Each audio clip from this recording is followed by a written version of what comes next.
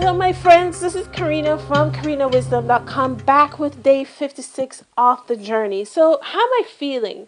Well, today I've been feeling really energized and focused.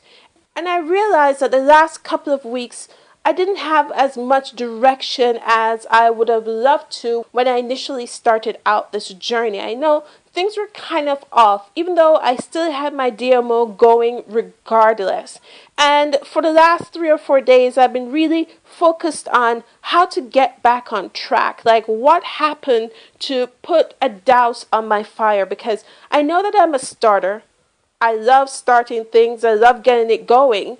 And then it's sort of the middle part that I have that challenge with, which is what I'm experiencing right now. I figured more or less that I lost focus on one of the basic things that you need to have as an entrepreneur, and that is to schedule your day. I don't think I've been scheduling my, well, no, I don't think, I know I have not been scheduling my day compared to what I was doing when I initially started out this journey. As one of my coaches says, plan tomorrow today. So I'll definitely start doing that, get back on that plan of attack. And that was sort of emphasized today when I was reading the book by Grant Cardone called If You're Not First, You're Last. I read 17 chapters of it today. It really spoke about scheduling your day, and that is a secret weapon to getting more done. And one of the things that he said was that schedule your day, even if you don't think you can do everything. It's still go ahead and schedule your day. And yeah, it won't go as planned. You probably won't stick to it, but there's still power in scheduling your day every day. And that one of the most frustrating things for me is when I schedule my day and I'm not able to get things done. And I keep on adding to the list and I get overwhelmed. So I'm going to have to figure out a way how to make this work. There has to be a way to make scheduling work for me. Now, I've finally compiled the data from the solar ad vendors that I tested, and wow, the numbers definitely don't lie. I mean, yes, you can get reviews, yes, you can get word of mouth, but at the end of the day, the numbers don't lie. Just because the traffic is more expensive doesn't mean that you're going to get better results. Doesn't mean that you're going to get a great response from the persons who opted in. So that was one of the things that clicked in today, because my most expensive traffic performed almost the worst, and my least expensive traffic performed the best. So I'm choosing the vendor with the higher open rate of emails. And I was sort of like on the fence with this, because on one hand I was thinking to go with a vendor where I got the most clicks. Although with all the vendors I pretty much got the same amount of clicks. So there wasn't really a deciding factor. So I used the open rate to decide which vendor I'm going to keep and which ones I'm going to trash, or maybe try again later with a different offer and see what kind of response I get. But there's definitely a clear winner. Now, here's the deal with the vendors. Vendor number 1 gave me 4% open rate. Vendor number 2 gave me 6.49% open rate. Vendor number 3 gave me 8.81% open rate. And vendor number 4, are you ready for it? 21.3% open rate. Okay, fine. I understand with vendor number 4, the opt-in rate that I got, meaning that the amount of persons that plug their emails in to the little box is a little bit less than the others. However, the first rule, and I'm going to go through the flow when it comes to paid traffic. Here is the flow. You want them to opt in. After they opt in, you want them to open those emails. You want them to open the emails. You want them to open the emails. After they open the emails, you want them to click the link. After they click the link, you want them to buy. And that is the process. So that's why I've weighted everything on the open rate of emails. And 21.3% is really decent, because on average, it's like between If you got 6-7% open rate, it's considered good. If you got 10-12, it's considered really good. But 21% is up there good. Although personally, I'm looking for a 30% opt-in rate. So I'll be doing some tweaking to see what I can do to get the opt-in rate up to 30%.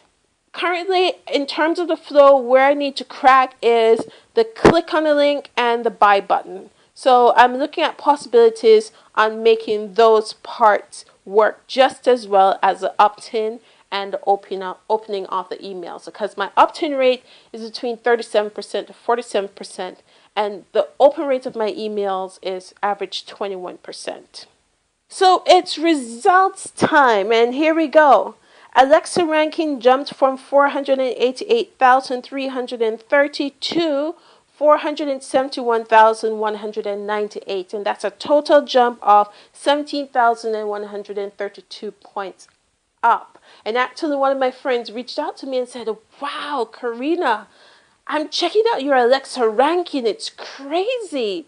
You're ranking really well." I'm like, yeah, I moved from 8 million to like 400 and something thousand. So I'm doing pretty well. But you know my goal. My goal is to be in the top 100,000 by the end of the 100 days. So I'm definitely gunning for that to happen. We have currently a total of 8 sites that are linking in, which is a jump up by 1, which is awesome. Remember the beginning when I was dying for sites to link in? Now I'm getting 1 to 2 sites linking in every week. So that's pretty good. I'm very happy about that. I only had 13 visits to the site, of which there were 10 new users. And I'll definitely be focusing on some more free strategies this week when it comes to driving traffic to the site. When I was looking at my focus points for last week, I did achieve some of them. I just didn't achieve it to the level that I wanted it to be done. Well, and I will do the quote of Alex Mendozian: "Better sloppy success than perfect mediocrity." Now, what I've done from my focus points from last week was definitely some sloppy success. So I did identify some low ticket items that I will be looking at to promote in the next upcoming weeks, and I did research on content creation. Now this week will be more productive, especially since I'll definitely be working on a schedule, and the focus for next week would be to select and review, meaning I'm actually going to purchase these low ticket offers just to make sure they're good quality and they're providing the value that I think they should for the price, and to add 2 more training videos to my value funnel, to create 1 blog post that's based on curated content, and to create 1 video for one of these low ticket affiliate products. So that's a plan for next week. Plus, I'll be looking at some free traffic strategies, which is really just expanding on my video marketing, which I've been doing pretty well with. I got 1 subscriber to my video channel, yay, which is awesome. I just need to figure out how to get more. And yes, there are ways to pay for views and to pay for subscribers. And here's my deal on that. Although on one hand, I understand why people do it. They pay for people to subscribe. They pay to get subscribers to their YouTube channels, or they pay to get views on their YouTube videos. I am skeptical about that because, yes, I will admit it, I had another Twitter account and I paid to have Twitter followers. And it was cool when I opened up my Twitter and I saw 2,500 followers. Here's the deal though. Those followers, half of them were bots, meaning there were programs, and there were some that were real. And now my Twitter sort of settled down to 390. Yeah, 390. All of a sudden, all those 2,500 followers dropped off. I'm really happy that those 2,500 followers dropped off. Why? When you pay for views, or when you pay for followers or Facebook friends or Facebook likes or whatever it is. When you pay for them and they're not real organic people coming and do it, then when you're ready to do your market research, to ask for questions, to ask for feedback, you're not going to get anything because they're not real. So you're not going to get any response from them.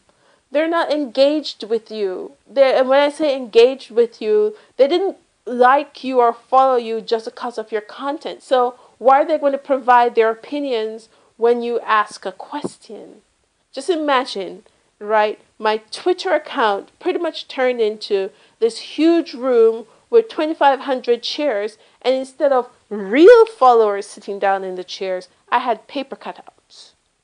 They represented people, but they weren't real. So when I'm talking to this room of people, I won't get a response because they ain't real.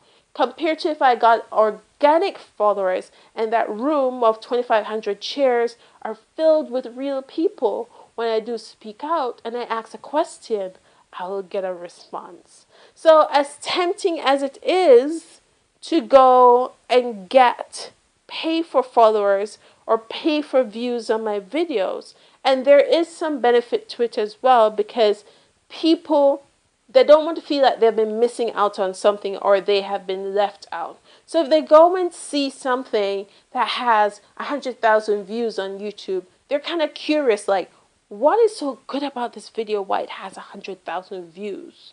Or what's so good about this channel why it has like 20,000 subscribers? Like, what's happening there? And so people don't like to feel left out. So if you can do the social proof with lots of people there, then people will show up and they will be like, oh, okay, this is cool, like or subscribe or whatever. But I'm really focused on doing it organically, and the whole point with doing it organically, it takes time. It takes time. It takes time. And you are going to have to get up every day, focus, and put it out there and get it done.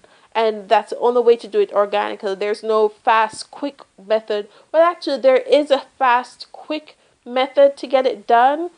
But it does take time to get that fast, quick method, believe it or not. Because I've seen someone who got 2 million views on a YouTube video, on a YouTube channel that's brand new and only has one video, and he got 2 million views on the video.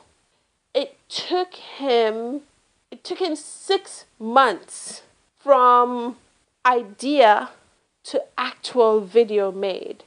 Yes, it took a lot of planning, plus laying the groundwork and foundation so that he could get 1 million views. And it was an exceptional idea. I love watching the video. So it is possible, but you still have to take the time.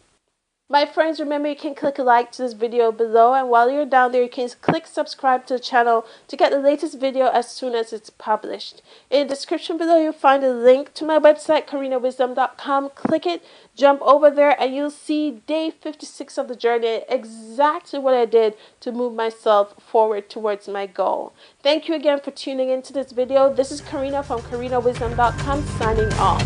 Boom.